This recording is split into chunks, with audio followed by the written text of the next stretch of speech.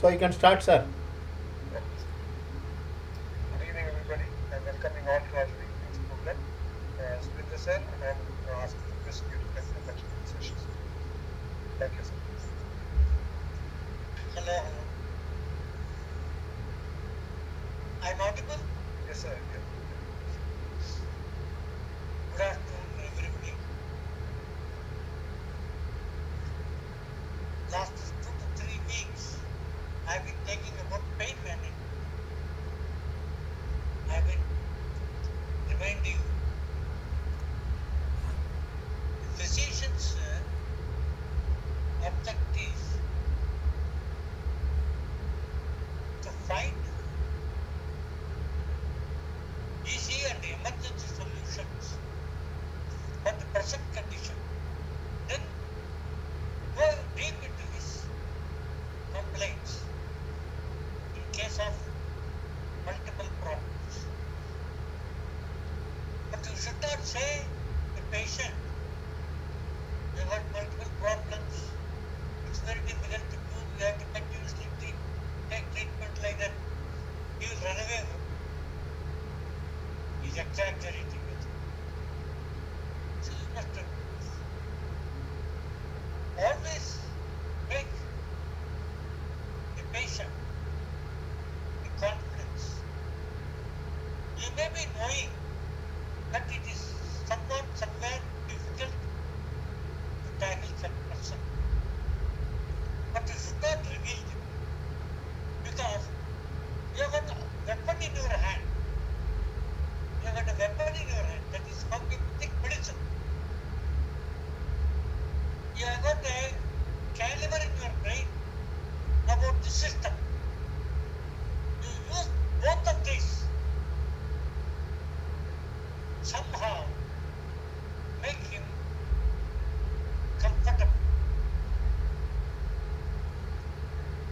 The very moment you make him comfortable, he will have a satisfaction. Yes, he is a physician who can give me some relief, who can treat me well and cure me all problems. Then you have to play many psychological actions. One, your speech. Second, your approach. Third, your medicines. Third is the important thing. With all your speeches, with all your actions, with all your motions, but then must be able to penetrate the problem. That must be able to penetrate the problem, give him relief. Sometimes they will say, sir, Record. 2 weeks हाँ, and चलेगा. will take relief. But third week, what you are doing medicine is not comfortable. I have not progressed. So you understand the situation here. There is a stumbling block. There is a stumbling block.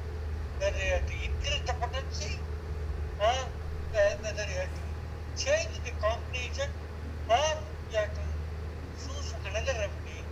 Here, you don't go again with asking him. He will get bored. Yes, you said this and that. The earlier things, you know, revealed all these things. What happened to all those things? Like that, go, and then catch the present problem. Catch the present problem. When you catch the present problem, you tally with the medicine that I give. You tally with the medicine that I give. You can slightly change or you can totally change. And you can say that, yes, that was medicine that was not troubling you but not helping you.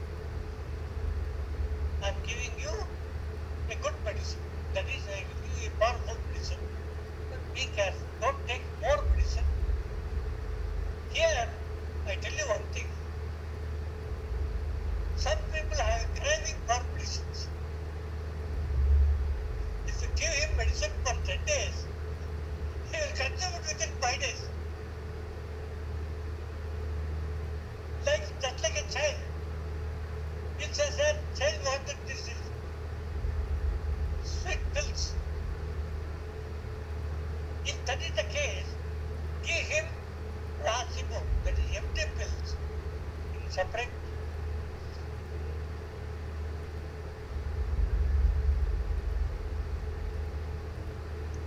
pouch, that is a separate vial, and ask him to give that. Whenever child asks, you give him this. These are the normal approaches. Well, pain management is also no exception. It is also similar to that. It may help, again it may go back. It may help, again it may go back. Because you are not given sufficient medicine, not because you are given correct medicine or the wrong medicine, just because the pain which is given it subsidized, but the disease force aggravates again and again. This is the true example that the physician must feel from the, sir, you are giving me pain medicines. I was alright for 1 week or 2 weeks, and afterwards start helping me. Yes, you can understand that it has helped him, but not fully. So these are the things that physician must have in mind. He should not reveal them to the patient, but he must choose the higher potency or add one more concomitant symptom medicine that is follows well. Supposing arnica you give, what kind of medicine you have to give along with arnica if you want to give? They give magnesium phosphoric pain reliever. Don't give homeopathic tablets then. Magnesium phos, give Tolex. You see how it wonders. It creates lot of conflict. Within 2 weeks he'll come and say, sir, I'm completely alright. You can see a smiling face. So these are the concepts that a physician should always understand about the treatment and the management of the and the prognosis, watching the prognosis of the disease. Right. I told you about chest pain, eye pains, teeth, pain in teeth, not three classes. To tell you about chest pain is a complicated action. Chest pain is a complicated action. You must always, when patient says chest pain, you must understand that he must have regular checkup with his allopathic physician before he coming to you. You go through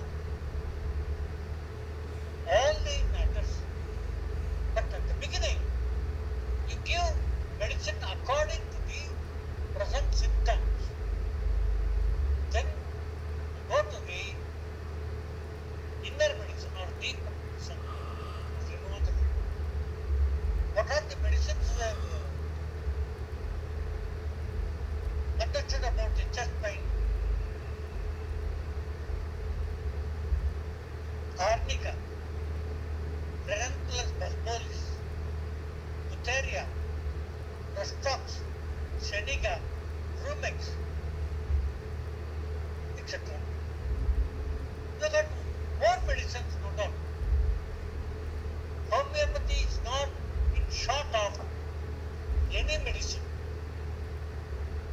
Everything is just prepared.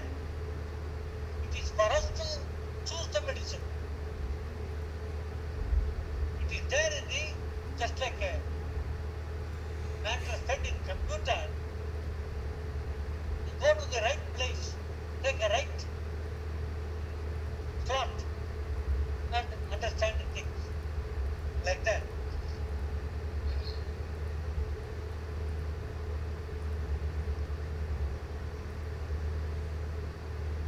There may be pleurisy in chest.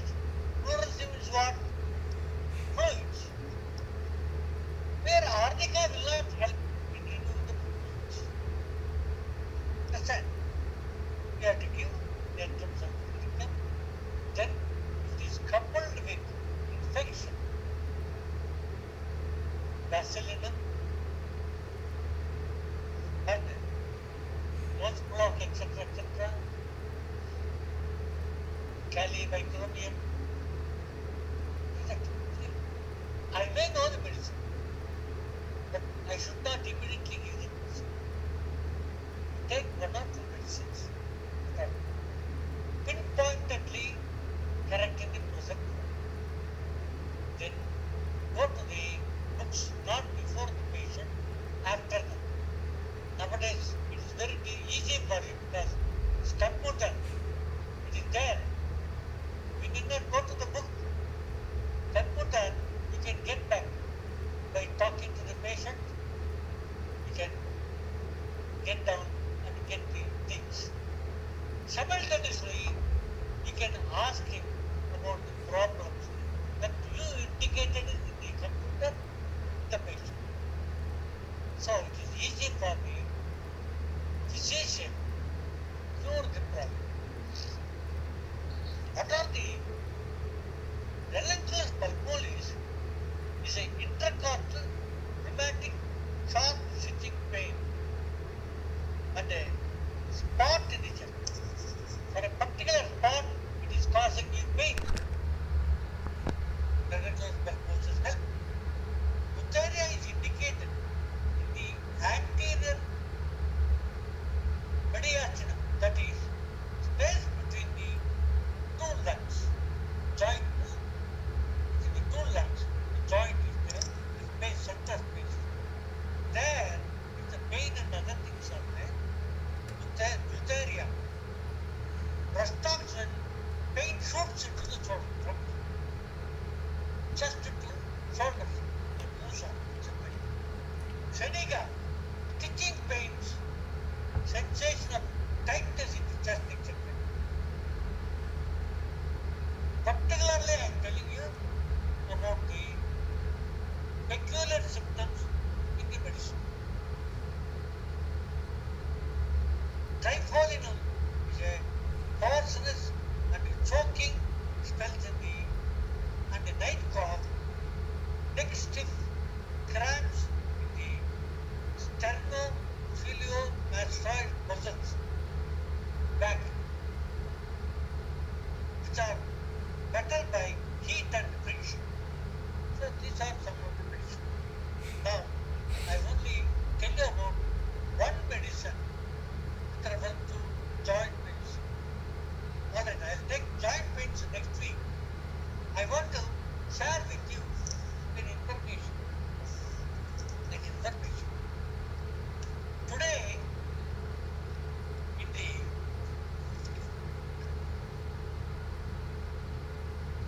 Times Now, I have read the article. See, there are many prodigies in the field of medicine.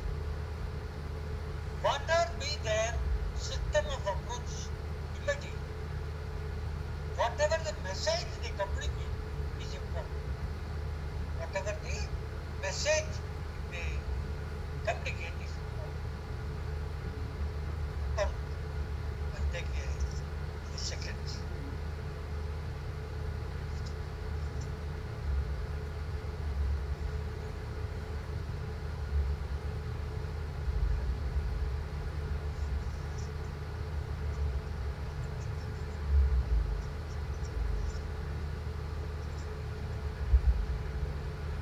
Professor, your mic Yes, is on. yes, yes, I'm coming. Professor's mic is on.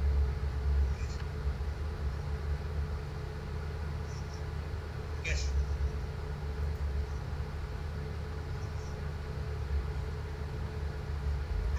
See, this article says, I am worrying how these allopathics are proving the visionary Dr. Samuel Hahnemann. That's important. It is not merely knowing homeopathy. Slowly you must go to the root cause. You must go to the fundamentals. Then you know the inventions by the Hahnemann. He said that even during those days, cancer is a disease based on miasmatic. So what's the question? What will happen? Here, Dr. S. Subramanian, a leading oncologist, has given an article saying that colorectal cancer in India, insight into causes of cancer.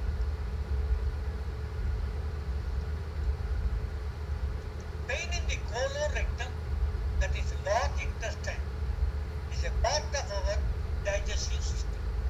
I am reading only important para. If you got the paper, go through that, it will be very much useful to you.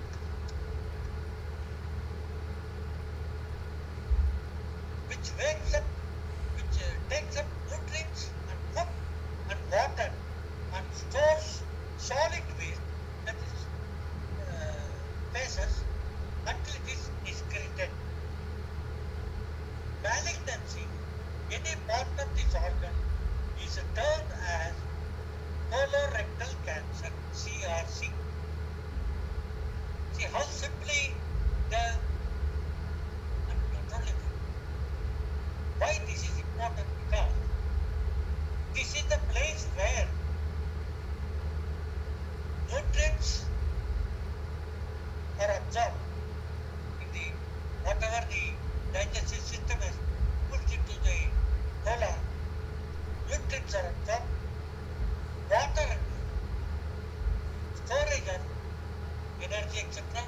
Then also it segregates the unwanted things, that is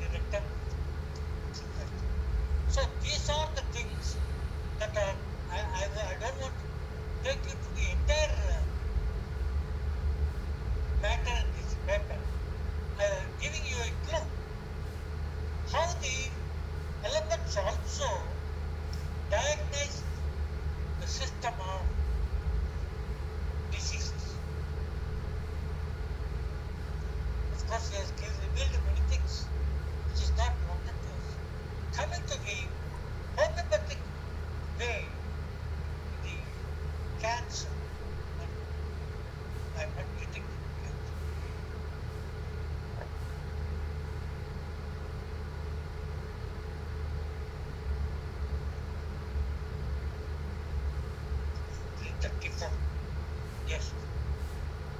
In the Vishambadas, he has given 3-4 beautiful medicine for the rectum cancer. Rectum and stool.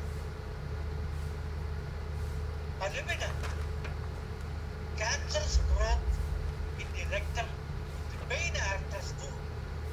Generally, the patient is constipated. It is for chronic condition. Don't think because 1 or 2 days you do it, you not pass through, don't think and jump to the conclusion. I'm repeatedly telling you. Then comes root cause, cancer of the rectum, the pain which continues for several hours after stool. Several hours after stool. Because you go for stool once or twice in a day. In the morning when you go, you must always make it a habit to have a passing of stools in the morning that you must cultivate. That is always better for old age people like us. Oh, it's very difficult. Right, because not because you don't have toilets outside, they are not helping you. They will infect you. They will cause you a lot of problems. Understand? Then acid nitric is a remedy to be tried with the alumina pills. When alumina, generally patient are constipated. Alumina. We have already told. Murthy has already told. Alumina is the medicine for general constipation. That is why alumina is suggested. Serenum. This should be used as an intercurrent remedy when the medicinal Ruta or acid nitric fails to act. So only simply 4 medicines are given. Only simply 4 medicines are given. Hahnemann has discovered this problem. We are only stumbling on these methods time and again. What they suggest with the colorectal cancer, they say go for chemotherapy. Because you can stop chemotherapy in any part of the body easily, not in the rectum region. Because that gives you a lot of disturbance. That's what our doctor has said about this chemotherapy. That way I have avoided. But if you are really interested, read it. You must have full of knowledge about it. Not that you are going to practice or you are going to cure the people. Our aim is only to see homeopathy tells, homeopathy cures, homeopathy conquers. That is the only system of medicine that is already written there for years to come. Even to the end of this century, homeopathic medicines are there. Like our Upanishads and Vedas, which says about herbals, which treat the problems. But those days are different from the present because they are mostly polluted. Even the herbal plants are polluted. That is why we protectize them. We segregate the morbidity in the matter and take only the pure medicinal force and restore them. But this is how the homeopathy works. Have confidence in you. You will be always successful. You may think that you are not helping, but definitely apply. There will be a definite reply. Wish you all the best. I will handing on to Anu. Thank you. Thank you. Thank you.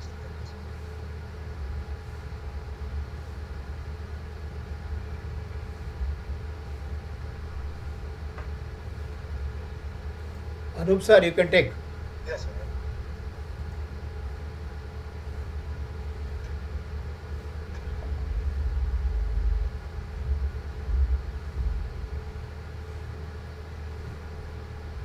Slide is visible, sir. Yes. Oh, yes, sir. Yes. So today I'm brushing up the old files once again, the excretory system. I'll be concentrating on the urinary part, but just brushing on the total excretory system, and just talking to you about what are the excretory organs we have, and and how the excretion happens. So generally, we have a few excretory system, certain organs which are doing excretory work, like sweat glands, the liver, the lungs, kidneys, and urinary system. So these are the basic excretory system, because it is removed from the body. These organs remove certain things out of the body, and that's called excretion. Whereas passing stools, defecation, is not treated as excretory system. Excretory part, or the removing the stools from the body, is not treated as excretory, because the scientific point, the alimentary canal is not a part of the body, but it's a part of the atmosphere. So I will show you how the alimentary canal is not a part of the body. So if you draw a technical diagram like this, and say the mouth at an anus, and the center alimentary canal is like a tube, then and the tube around which the whole over the body is there. So a mouth to anus is a straight tube, and here we have atmosphere, and inside also it is atmosphere. So anything passing from this part, from the mouth to anus, is not treated as excretory. It is called defecation. It's not a major important thing, but just technically we are not taking defecation as an excretory, as a part of the excretory system. So now we see sweat glands. We know sweat glands, when we are doing some hard work or perspiration happens, and that's called sweat. The main role of sweat gland is not to remove or purify or any other clean the system, but it is the main role is to control the temperature. When the temperature rises high outside our body, then the sweat glands get activated. It secretes sweat, and when the sweat evaporates from the body, the temperature comes down. Along with the sweat, hormones will be released, hormones will be released, so that the groups can identify us from when they come close to us. That is an animal symptom. If the animal has its own smell, the same way humans also have their own smell, which can be identified by the close relatives. So sweat has that part of hormone release also. So now you can see technique as a diagrammatic picture of the skin. You can see the hair follicles there, and we know that this is a sebaceous gland, which will be secreting some sebum, an oil-like thing, which will keep the skin soft. This is the sweat gland. The sweat gland is the skin layer itself, and it will remove water, and through the sweat pores, the water comes out, and the sweat on the skin. So this is the sweat gland is an excretory organ. Next is liver. Liver is also, even though it's a main organ for secreting digestive juices and breaking down many of our everything whatever we eat and absorb. So it has an excretory role also. The liver breaks down many substances in the blood, and it will including the toxins, whatever we ate or whatever poisons what we have in our food, which is when it is reaching the liver, it will be breaking down, and it will be removed from the blood through the stools. So liver excretes bilirubin, this yellow colored molecule, which will come out of the like the hemoglobin from the blood. The hemoglobin from the red colored hemoglobin from the blood, when the blood cells die, the RBCs die, the hemoglobin comes out of the system, and it will be converted into bilirubin, which will be removed through the excreta. The pieces it will be removed. So the liver breaks down the hemoglobin, and the yellow color thing, and then it's called bilirubin. This product will be removed from the body through the bile, and bile travels to small intestine, and eventually it will be excreted removed from the body through feces. So liver, we know that it's in the liver. We have the gallbladder, then it's about the stomach, and it does the digestive roles and also excretory roles. Lungs is another important organ for excretion, where we excrete carbon dioxide. and water vapor continuously. And while oxygen is inhaled, the carbon dioxide from all the spent oxygen will be used up, and the blood will be bringing the carbon dioxide from the blood, and from the blood the carbon dioxide is separated and will be extruded to the lungs to the outside. So liver, the lungs is an important excretory organ, and removes carbon dioxide from the body and water from the body. So lungs again. So now we come to the main the excretory organ, that is which is termed as excretory organ, excretory system, that is the urinary system. Urinary system, also known as the renal system, or the urinary tract, consists of kidneys, we all know, ureters, bladder, and urethra. So we will see how each play a role in our excretory system. The purpose of urinary system is to eliminate the waste from the body, regulate the blood volume and blood pressure. Blood pressure is also regulated by the excretory system. The blood volume is regulated, controls the level of electrolytes and metabolites. So whatever our energy levels and the electrolyte levels are maintained by this, blood pH is maintained, and urinary tract is the drainage system, and eventually remove the job is to remove the waste as urine. So now this is the part of the urinary system. This kidneys, a pair of kidneys are there. Then we have the ureters, and for each kidney we have a tube called ureters, and ureters will be joined to the urinary bladder, and from the urinary bladder which is excreted through urethra. So kidneys, ureter, urinary bladder, and urethra. These are the main parts. Somebody's mic is on, please.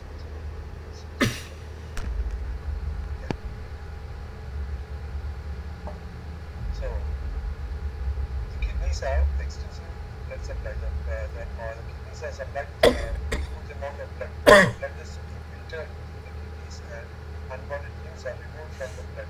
So it has to be having a lot of blood supply. Blood leaves the kidneys via renal veins, and each kidney consists of function unit called nephrons. So there are millions of nephrons.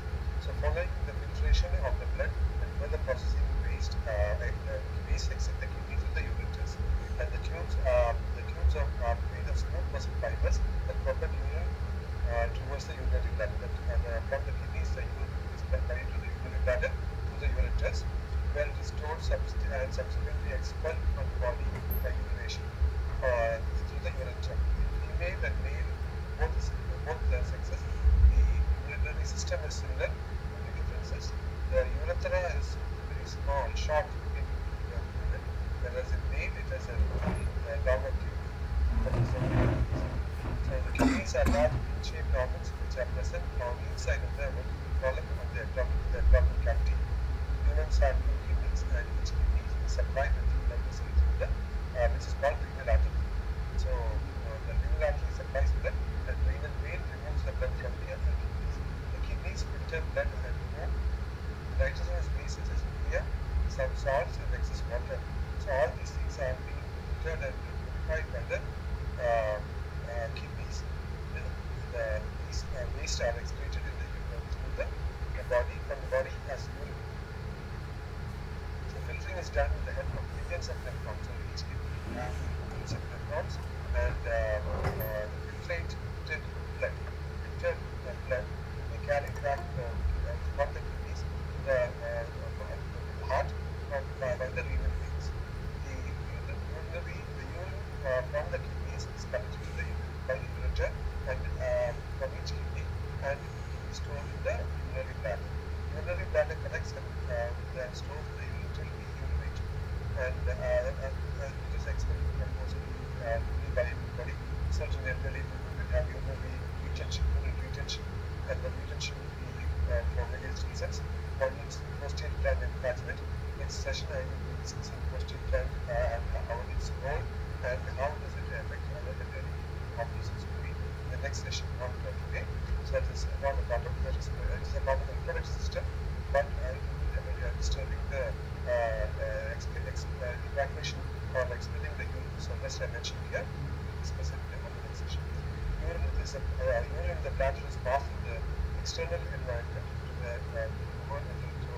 outside the body through the an opening called a small tube called urethra.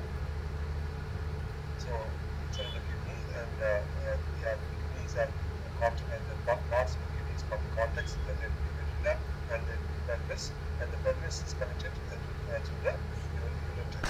So we have blood vessels which will supply. So this we will discuss in detail that later. So now ureters are muscular ducts that drain urine from the kidneys to the urinary bladder. In human adults, the ureters are 25 to 30 centimeters long. The ureters arise from the renal pelvis, and on the medial aspect, that is on the inside part of the each kidney. Ureters are joined to the urinary bladder. The opening is guarded by uretrovesical valve. So there is a valve. Otherwise, from the bladder, the urine will come back to the kidneys again. So there is a valve which will protect the urine from rushing back to the kidney again, because when we use it in exercise and all, the urine cannot go back to the kidneys again, which will complicate the whole system. So there is a valve system which will control it. Urinary bladder is an organ that collects the waste and is excreted by the kidneys prior to disposal in urination. So we gently urinate in this hole to the urinary bladder. There is a hollow muscular and distensible or elastic organ and sits on the pelvic floor. The urine enters the bladder via ureters and exits via urethra. Urethra is a tube which connects the urinary bladder to the outside of the body. It has excretory functions. Both genders pass urine through this ureter. Kidneys help the body to remove waste as urine. They help us to purify and filter the blood before sending it back to the heart. The kidneys perform many crucial functions, including maintaining overall fluid balance. That is one thing. That is when we are needing water, the body will reduce the amount of urine. And when we have excess water in the blood, we remove the excess water and maintain the consistency of the blood will be maintained. Water balance will be maintained by the kidneys. Then regulating and filtering minerals and from the blood. So when there is a lot of we take a lot of salt, or we take a lot of some other foods which will have mineral contents, then whatever is required is maintained, and what is unwanted will be removed from the urine. So this is filtration of minerals from the blood is done by the kidneys. Then filtering of waste materials from the blood. Then we take a lot of pills, we take a lot of food which will have all chemical waste and all those things which is not required. So all will be from the blood, and then from the blood, it's the ones which we don't want cannot keep on sulfating into the blood, so that will be filtered by the kidneys, and the blood will be purified. So that is how when there's a kidney failure, people go for dialysis to remove these sort of waste periodically. Otherwise, their blood will become poisonous and they will die. So to prevent their death, dialysis is done periodically to remove these sort of waste, and which the role is done by the kidney is being done by the dialysis machine. Creating hormones, there is the other role of the kidney is to create hormones to help produce red blood cells and promote bone health. So that is another creating hormones is another role. As an endocrine role also is there for this. There is an adrenal gland sitting on top of the kidney, that is a blood gland, and again the kidney produces hormones to produce red arteries and promote bone health. And it also regulates the blood pressure. So by removing the chemicals from the body, the kidney's role is to regulate the blood pressure. Now we will talk about the unit of kidneys. The nephrons are the most important unit of kidneys. They take blood, filter it, and metabolizes the nutrients, and help to pass out the waste through the filtered blood. Each kidney has about 1 million nephrons, and so you can imagine the size of those 1 million nephrons in a fist-shaped size organ. So each has its own internal structures, set of structures. So this is a detailed picture of a nephron. So this part is called the Bowman's capsule. Bowman's capsule, the Bowman's capsule and low members. So the light green colored one is the Bowman's capsule. Beside center is the red one. Is a set of capillaries tangled together. That's called glomerulus. So that is the top part of the nephrons. Then you have a lot of tubules and they look like a thin ending. It's called loop of Henle. And then the tube ends to the connecting tubes, and many connecting tubes many nephrons will connect to the connecting tubes, and the connecting tubes finally will end up open up to the pelvis, and from pelvis the urine will be passing through the ureter, and that is how the urine is formed. So even called corpuscle. After the blood enters the nephrons, it goes into the renal corpuscle, and or it's called navigation cord. Renal corpuscle contains two additional structures, that is the glomerulus and Bowman's capsule, we just mentioned. Glomerulus is a cluster of capillaries, that is, it will have arteries and veins clamped together, and it's a cluster of capillaries which will absorb protein from the blood traveling through the renal corpuscle. So it will be absorbing the blood like after filtering. So Bowman's capsule, the remaining fluid called corpuscular fluid passes through the Bowman's capsule to the renal tube. So from there, this corpuscular fluid, because it's filtered and what is exited from the blood is in the Bowman's capsule, it's called corpuscular urine, but it is not totally waste. We have a lot of things which can be absorbed, including water, which is purified. So it will be passing down to the through the Bowman's capsule into the renal tube. So tubules are a series of tubules that begin after the Bowman's capsule and end in the connecting ducts. The proximal convoluted tubules is there. The section absorbs water, sodium, glucose back to the blood, because after filtration, these sort of things also will be removed from the blood temporarily. And this part of that is proximal convoluted tube of the renal tubules will absorb back what is required in the sodium. Will be absorbed. Glucose will be absorbed, and when this is not functioning properly, we have glucose in the blood, and that's called we call that diabetic symptoms. Is there glucose in the urine, sugar in the urine. Next is loop of Henle. This section absorbs potassium, chloride, and sodium into the blood. So whatever is silicon from the proximal and convoluted tubules, the next session, that is a loop of Henle, will absorb potassium, chloride, and sodium into the blood back again. So the distal convoluted tubule is a section that absorbs more sodium into the blood and takes in potassium and acids. So whatever is slipped off from the other end of the tubules will be finally absorbed by the distal convoluted tubules. By the time the fluid reaches the end of the tubule, it is correctly diluted. All the nutrients are absorbed, nutrients are removed out, and then we fill with urea, which is not absorbed. Urea is a byproduct of metabolism and is released to the as urine. So when the liquid reaches the tail end of the tubule, all the valuable nutrients are absorbed and it will be correctly diluted, but it will be loaded with urea. So the urine will be loaded with urea, which can be removed through the body by through the urine. Renal cortex is the upper part of the kidney. It contains glomerulus and convoluted tubules. Renal cortex is surrounded in the outer edges of the renal capsule. The layer of fatty tissue is there. Then the renal cortex and capsule houses and protects the inner structure of the kidney. This is the technical part of the kidney part.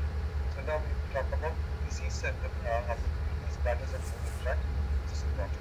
So cystitis, the inflammation of the bladder, often from the infection. So when we store urine for a long time, or concentrated urine can be stored, and that can start burning the part of the bladder, and the infection can set in. So that is called cystitis. So inflammation of the bladder is called cystitis. Then urinary incontinence is another problem where you have more because the bladder is not functioning properly. So you keep on going to the toilet or urination. So it's called urinary incontinence. Then overactive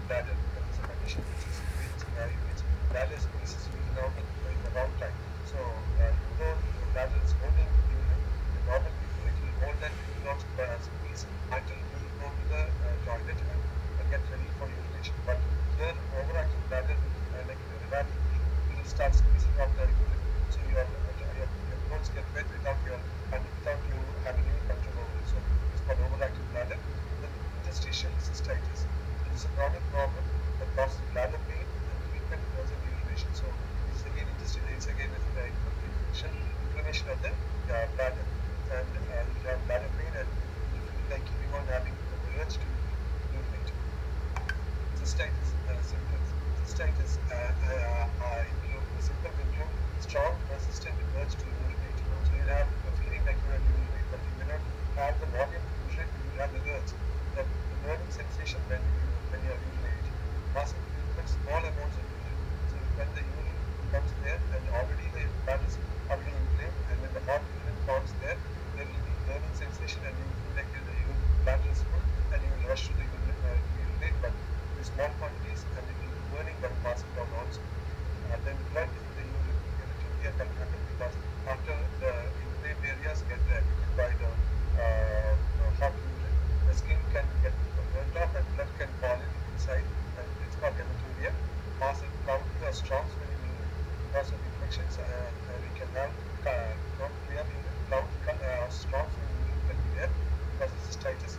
Pelvic discomfort will be there because there is an organ which is inflamed inside, so you have discomfort. A feeling of pressure in the lower abdomen and no pain because of the infection. These are the symptoms of cystitis. So cystitis, common remedies are aconite, sudden onset and with anxiety. So aconite helps you when you have a problem like that. I've treated many patients with this problem, and they were relieved very quickly by aconite.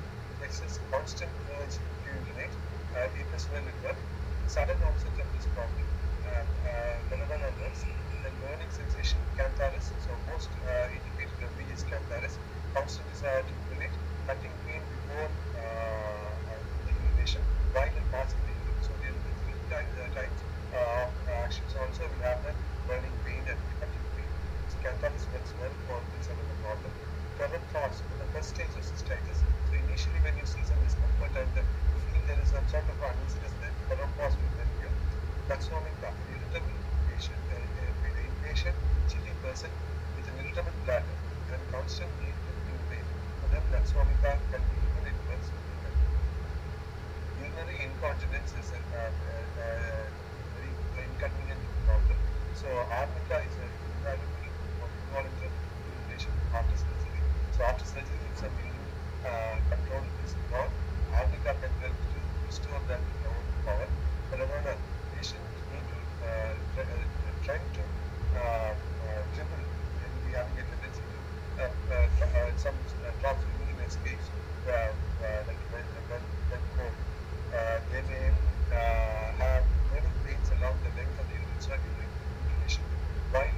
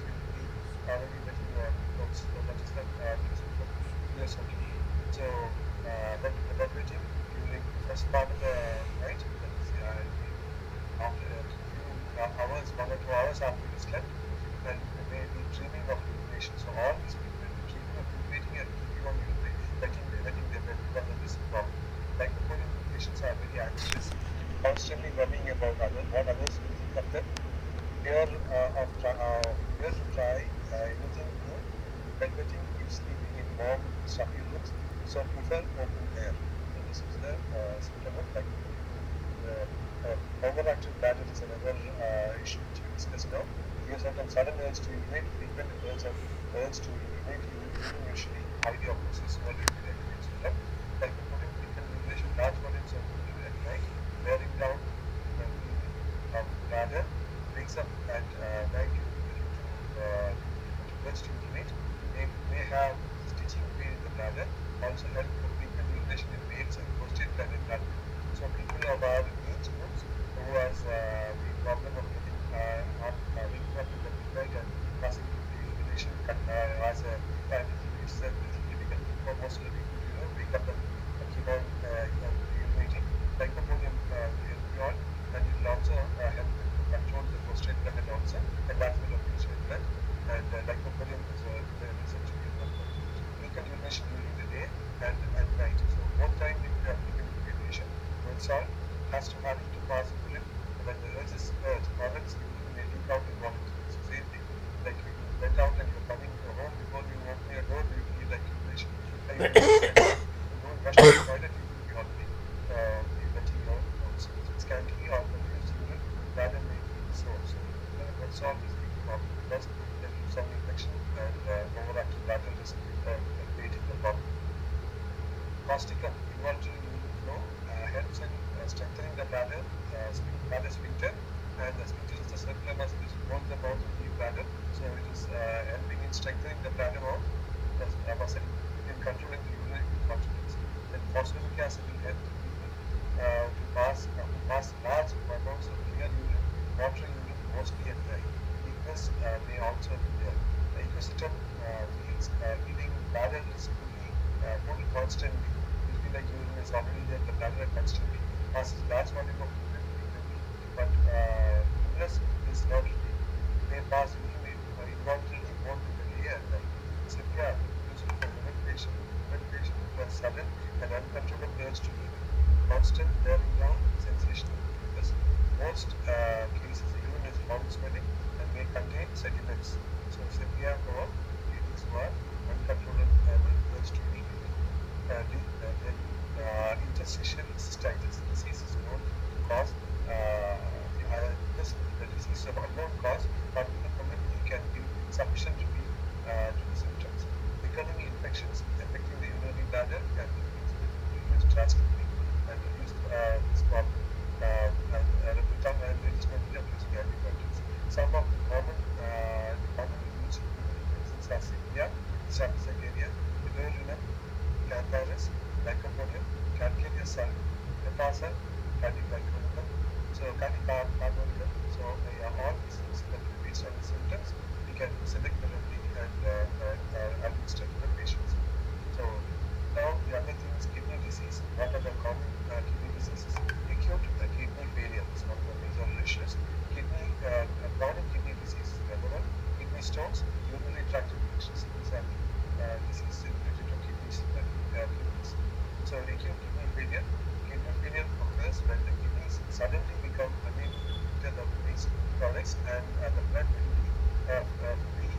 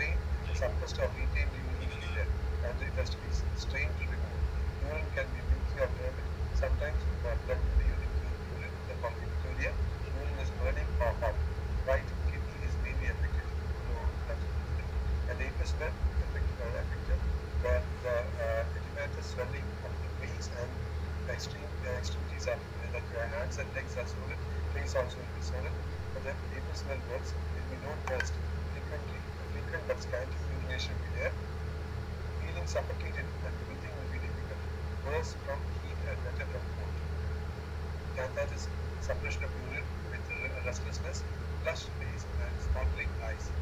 The initial urge to pass urine and empty the bladder, but they will not urine pass. So it will be the urge of phenomena uremia in healthy patients. Kidney ceases to function. Urine becomes dark and dirty. There is muscle twitching and violent convulsions and thought. Albuminous scanty urine, which is hot, burning, passed drop by drop or suppressed. Bloody greenish discharge will be there from the urethra. The restlessness of the bladder, spasm of bladder, stabbing pain extending to the urethra to the up to the bladder. Severe lymphatic Cuprum arsenical, very effective for renal failure with high levels of creatinine in the blood, kidney inefficiency and uremia. Urine smells like garlic. Urine is having high specific gravity and increased acetones and Speed up. diacetic acid. That's why it's smelling. And other indicated remedies are cuprum aceticum, serum anguinae, Arelia hispida, Neripin and urea. Chronic kidney disease rarely shows any symptoms until it reaches an advanced stage. So periodically health checkup is very necessary for people who are having this. This is the problem, which is totally done only due to as opposed to acute kidney failure. This is a slow and gradual process, gradually progressing kidney disease. Both functions normal both body can function one kidney.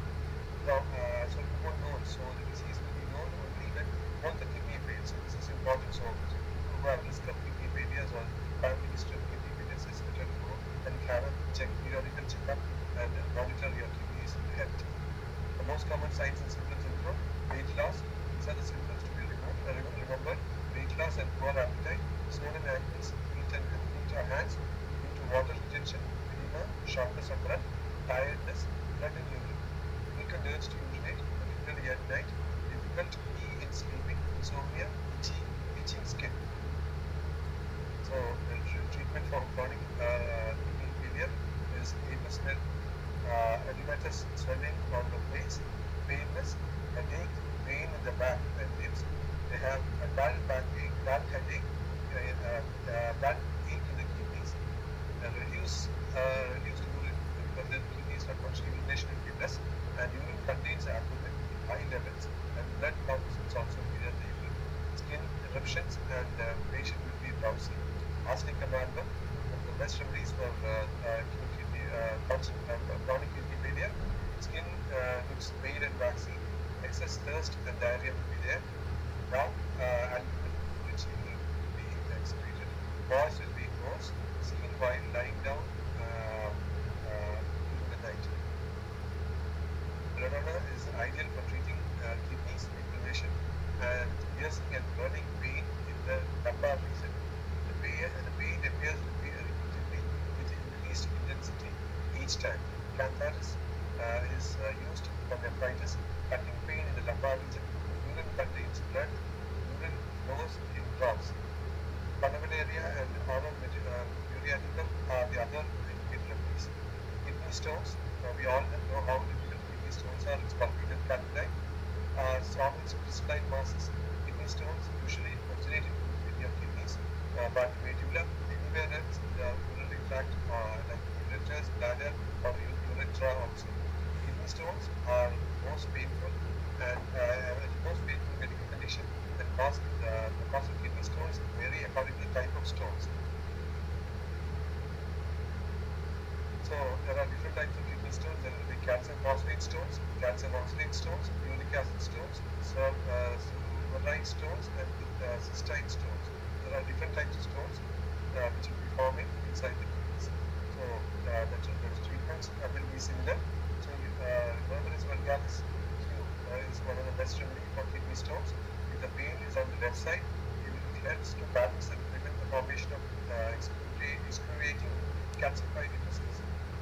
Vein is stitching, cutting on the left kidney, tracing the course of the urethra to the bladder into the urethra, cures the vein and helps to pass the stone out. So, Berger's vulgaris is an important hydrangea cream, the mother tincture, is very effective for gravel and large deposits of white amorphous salts in the urine. So, when you pass urine, you have white amorphous salt particles. Hydrangea, calculus, renal colic will be there, vein will be there, the kidney, blood in the urine.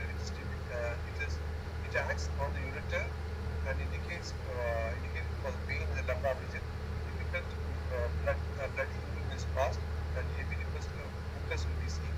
Renal stone, great thirst, abdominal symptoms, and enlarged prostate. So these all together you can remember hydrangea. Other indicated remedies is Memoria grava and Cantharis lycopodium also. Urinary tract infection is another tricky thing which most of the ladies suffer and suffer on they should not suffer, but the tendency for the lady to get infected is more because they have the very short urethra. Urinary tract infection is a part of the urinary system and includes your kidneys, bladder, urethra, and the ureters in the women are more prone to this than men. Men has not spared because of concern. The burning while urination is one of the symptoms. Frequent or intense urge to pass urine, even though little comes out. Dark, cloudy blood or strange smelling urine will be there. Feeling tired and shaky, fever and chills will be there. Signs of kidney infected, signs that a kidney is infected when you have fever and chills. Pain or pressure in the back or lower abdomen. Cantharis, strong urge to urinate, cutting pains before urine is passed. Only some drops of urine passes. So this cantharis will be the reason. Taxomica into the bladder. It's constant urge to pass urine in small amounts. They feel burning and cramping pain will be there. Irritable mood will be there. Symptoms better by hot bath and moving on. The Taxomica will be the indicated remedy. Sarsapita is used for cystitis. Also for unclear symptoms or if other remedies fail. The frequent urge with the burning pain is at the end of the urination. Passes urine passes when standing up, but only dribbling while sitting. So while sitting, only very long drops will pass, but standing urination will be possible. Urine with grains of sediments will be there. Other symptoms, symptomatically indicated remedies include aconite, April smell, melanoma, Berger's vulgaris, borax, Chinorrhea, clematis, Eucacetum, Lycopodium, Sepia, and Streptococcus. So this is all I was stopping it here. Sir, Suresh Kumar, sir. Hello, Suresh Kumar. So you can take. Okay. Laughter is audible, hello? Yes, nice, we can hear something. Thank you. Okay. Good evening to all group members. Last class, we saw about the potency, how to select various parameters, various aspects of selection of potencies. And I went through recently one small literature, this good small article, which I wanted to share now, because time is very short. So I thought that this article was just sufficient to cover this time. So supporting the last class, substantiating the last class talk. Dr. Vankauer, a famous homeopath, he has given a small guideline in selection of potency. There is very appropriately a small handout. What are the essential points which we should consider in selection of potency? First, age. He says age is very important aspect of an individual patient. So age is an important parameter to consider. Next, sex is an important parameter, whether it's a female or male, that is has to be అయిపోయిందా kept in mind. ఇప్పుడు వెళ్ళిపోయారా The third important point, occupation, is occupation, because occupation gives a lot of vital inputs in selection of potencies, particularly when person is working in industrial corridor, particularly in chemical industries, mines, like that. If such people are having hazardous occupations, then it has to be considered. So occupation is very important aspect. Then intelligence. The intelligence of an individual is very important aspect to be considered. Then susceptibility. Susceptibility of an individual is very important aspect in selection of potency. Then the vital force state. The state of vital force is also very important in selection of remedy. Then heredity. Heredity, or otherwise we will call it in our own language, organ way. It is called constitution. The constitution is very important, or otherwise it can be also termed as heredity. So constitution is very vital in selection of the potency. Then in the last class I said nature and prognosis of the disease. The type of the disease, seat of the disease, కూర్చో and the prognosis of the disease. There is disease in total we have to take out. Then pathological attributes. This is very important in selection of potency. Then finally the symplimum. Last సబాలిగా important parameter is symplimum between the ice water drug కలపాలి picture as well as the disease picture. సబాలి So the symplimum between the drug picture and the disease picture is the very important parameter in selection of the potency. So these are the 11 parameters, important parameters. Based on this, our selection of potency will depend. I have listed this 11 parameters. Very simple. We can keep it in our mind always when we are in the clinical practice. Age, sex, occupation, intelligence, susceptibility, state of the vital force, and constitution, disease, nature and prognosis, pathological condition, attributes, then symplimum, that is similarity between the drug picture and the disease picture. These are very 11 parameters which we have to keep in our mind always while taking case or the selection of the potency also. Then he has given some general outlines also, very important, which I would rapidly go through, which we have seen it, but still to summarize it. For low potencies, what are the guidelines? He says, poorer the indication or lesser the similarity. Lesser the similarity, poorer the indications, we have to go for low potency. Lesser the vitality, poorer the result, poorer the susceptibility. When susceptibility is poor, more the chronicity, lesser the intelligence or more the dullness. Then crosser the pathological lesions and more the material or organic changes. Then higher the sensitivity, old the age, older the age, more objective symptoms and lesser mental and subjective symptoms. Then worse the prognosis, then slower pace of the disease progress. Then these are the very crisp and broad guideline given for the selection of low potencies.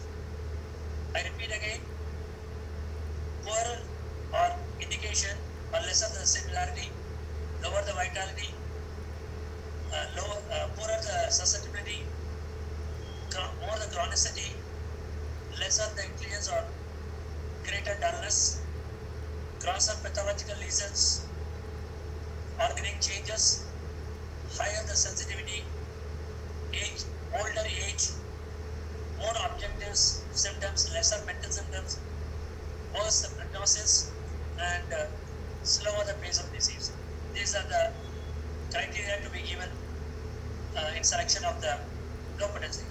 Then low potencies are also being chosen for organic remedies which are not well proved, organ remedies which are not well proved, biochemical medicines, females, incurable diseases, and promote drainages.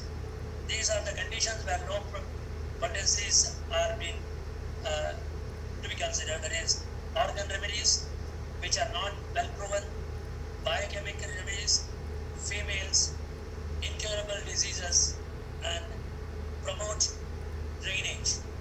Then he has come to medium scale potency. He says very categorically, he has said, to avoid any danger. To avoid any danger, it is always advisable to begin with medium potency and cautiously go higher to catch the proper wavelength and critical potency for cure. It's a very right kind of advice given by Dr. Vatkavagan that let's begin with a medium potency and cautiously go higher in our scale to match the proper wavelength and choosing the critical potency which is needed for bringing cure. So this is very vital important aspect. Then he has given guideline for higher potencies also, how to choose higher potency, greater the similarity or greater the sublimum, greater the activity of vital force, greater the susceptibility, greater the violence of the disease, more the high degree of intelligence, more the acuteness or fastness of the base of the disease, more dynamic disease in character, more the mental symptoms, lesser the physical symptoms, or more the subjective symptoms, younger in age, lesser the pathological change, lesser the organic change. Very briefly has been given this. I repeat again, greater the similarity, greater the activity of the vital force, greater the violence of the disease, more the intelligence, more acuteness or pace of the disease, more dynamic character of the disease, more the mental symptoms projected outside, lesser the objective symptoms, more the subjective symptoms, younger in age, and lesser the pathological change. So these are the broad criteria for selection of higher potency. Then he has some more important points in selection of high potency. So he is choose constitutional medicines in higher potencies, choose no salts in higher potencies, drugs which are very active in crude state, drugs which are very active in crude state, choose for higher potency. For example, phosphorus, acids, alkalis, etc. They are very active in crude states. So drugs which are highly active in crude states go for higher potency. The drugs which are more inert in crude state, that has to be chosen also in higher potency, right? Like sodium, for example, sodium chloride, natramine, and calcium carbonate or calcium carb we call it. So these are inert or have less active in crude state. So drugs which are more inert in crude state, then selection potency should be high. Then allergy to drugs and chemicals, when low potency is no more useful, and for the abortion of the disease and for the males. So these are the different other criteria he has suggested. Constitutional medicines, no sorts, drugs which are highly active in crude state, drugs which are inert in crude state, allergy to drugs and chemicals, low potency where no more applicable in practical condition, and aborting a disease, and male gender is the patient. So in these situations we can go for higher potency. So very clearly a small gist and a briefing has been given by Dr. Vatkavagan, so which I felt which is very easy to remember, very easy to apply in our clinical practices, and very relevant from the point of view of organon and from the point of view of practice. So with this, I have totally covered the selection of potencies and given you the various tips by the masters widely over 4 or 5 classes. So with this, I give pause to my talk today, and we will go some more topics in coming classes. Over to Dr. Murthy. So thank you very much, sir. One request, Suresh sir. Yes, sir. Can you send this potency paper in WhatsApp Yeah. in nutshell, not in full, in simple manner, Yeah. because it will be useful for our allied people. Yeah. Okay. Thank you, sir. Is my voice audible? Yes, sir. Yes, sir. Any questions?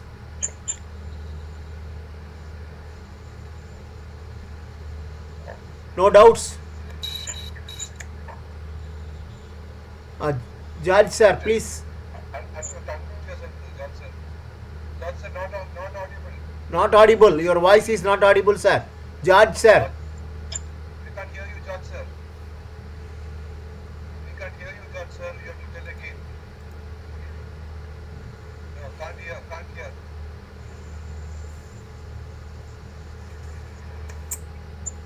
Now you can talk. Is it audible? Yes, yes. Yes, yes. I was asking regarding the kidney failures. Because once the case has become chronic and people start going for dialysis, etc., is it possible to have some intervention, homeopathic intervention? Is there any successful cases like that?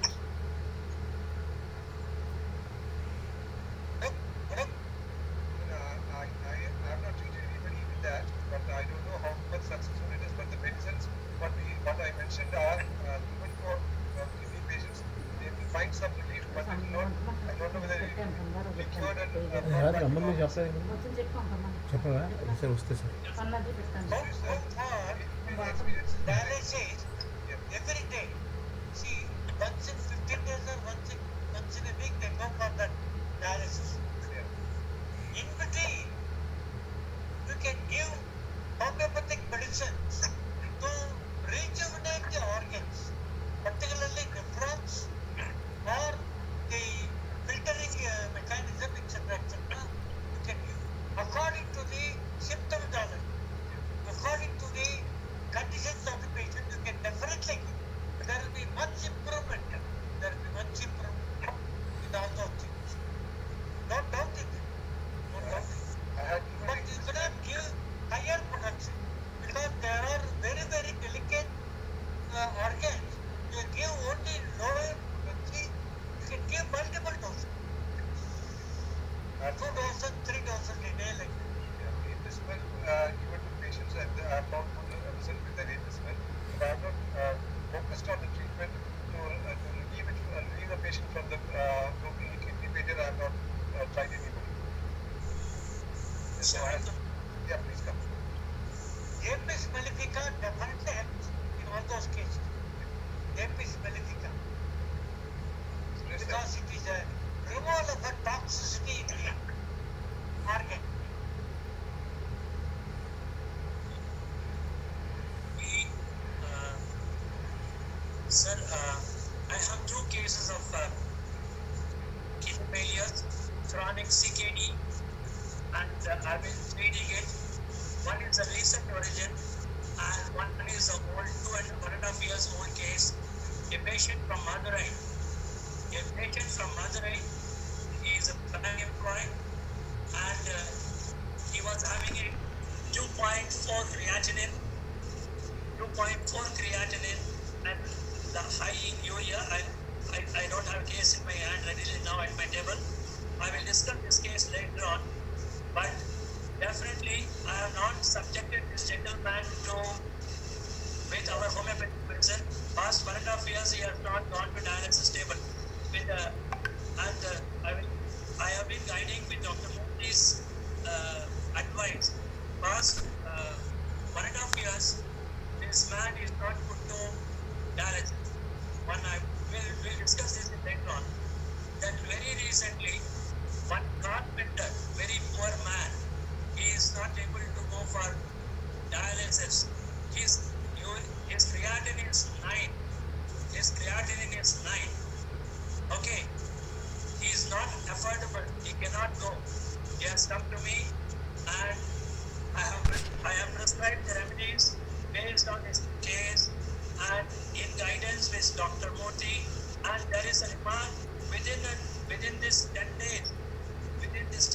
there is a remarkable improvement in the case. Definitely, we can help through homeopathy, preventing them from going to dialysis, provided the patients and their attendants, both of them are cooperative to you. Both of all the people, the family members are confident of your treatment. That means confident of our homeopathic science. That is very important, because in these cases, particularly CKD, chronic kidney diseases, as well as carcinoma, cancers, much more than patient. Patient is bold. Patient is bold. He wants to take the treatment, but Sairam, their నేను క్లాస్లో ఉన్న attendants, పావు their గంటలో phone attendants, చేస్తాను close relatives ఒక 15 are minutes. so wide, so what's called, they create anger, emotions, and fear in the patient that ultimately it will go away from our treatment. That's the basic reason. But wherever the patients are cooperative, the relatives, close relatives, kith and kin are cooperative, definitely we can bring a change. We can, and because I assure you that, because one case which is under dealing past 1.5 years, his creatinine level, urea level is stagnant. We are not allowed to go up through our homeopathic medicine, and dialysis has been proven. We are not sending dialysis. At least that much we can do help to them. But we cannot assure, we cannot think that how the case will go forward. But I have seen our home remedies are working well, and they are giving good results. And try to give them the Simlimum, always go for Simlimum, and the prime remedies which are given for CKD, particularly most of prime remedies, don't forget it, like Berberis vulgaris, Sarsaparilla, Apis mel, Cantharis, all that. There are other remedies, serum angulis there, like these are that very simple remedies. I have seen some of the cases, live cases with come lycopodium. The masters have used lycopodium also in chronic kidney disease, which I have never. When I went to the case, I was surprised that along with Berberis vulgaris, they have given lycopodium and overcome the CKD. So definitely these are the remedies which we can fall back on this for CKD, and definitely at least we can relieve the patient to check the level of creatinine going high in order. And at least if the creatinine, the urea, or the GFR, both three parameters are very important. One is creatinine, the other is your urea, BUN, and the other is your GFR, glomerular filtration rate. So these three are important, but definitely these parameters can be checked and brought to the static level through our efforts of homeopathy. But definitely I will discuss when the case will take, when we do the case studies, then definitely I will take the case which I have been treating to them. So the problem what Suresh had mentioned, that is why I am not taking up the case, because the attendance will be more aggressive than the patient, and even though the patient wants us to we have a lot of complications, because without their support, we take it up, then anything happens, it will be a very dangerous situation for us. If a kidney fails or if it passes away or something, then we will not have any sort of thing, because we're not certified to treat also. So that is why I am not taking up the case. Yeah, Anup, you're right. Yes. Right. But wherever the patients have a threats of financial sources, like very weak patient looking for first data Yeah. there, and where they are, because in this present case, which I am dealing, they are very poor economic source, and they don't want to go to general hospital, afraid of it, because the line of treatment even at PX, and they are asking to go there and get treatment. In such scenarios, when patient reports the pain of the patient system and doctor, we can do. I'm sure about the medicine, the potency, the power of the medicine. I am very sure, but I'm not sure about the law that he will ask. That's why I'm kept away from just giving him this pen and said, like, you continue with your allopathic medicines, but if there is any improvement, then we just support you by the medicines. But you should not stop your allopathic treatment. That's what I said. Anyway, there is a treatment also. I experienced doctors like Suresh sir is saying he has treated. So, Johnson, don't hesitate. If you have anybody who can trust you and take medicine, we are out there to support you. Okay, sir. If time is over, we'll conclude. Time is up. Okay, sir. So, thank you, everybody. Thank you very much, sir. For the session. Next week we'll meet. Yeah. Thank Yeah, you. Thank you. Thank you. Thank you, sir.